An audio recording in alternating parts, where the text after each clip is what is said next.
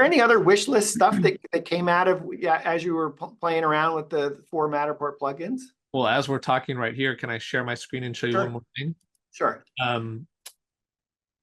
To your point about that, the nadir here, this lower, it's blurred out. Yes. On a competitor and with some Matterport Matterport overlays, you can replace this with a circular logo, for example.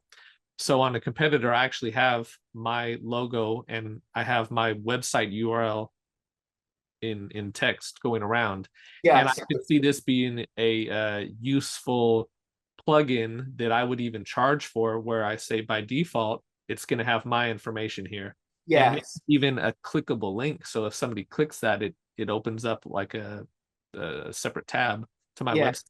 But for an additional, I don't know, $10 one-time charge, we'll put you, the realtor's logo here, and have your URL here.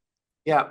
So I think that would be a super useful plugin to have. Yeah, in fact, you could have that nadir replacement, that tripod replacement. If you put enough fields in it, you could put a little circle in there, and the inside is the agent information, and that outside thing is tour created by, name, email. There's ways to do it. Yeah.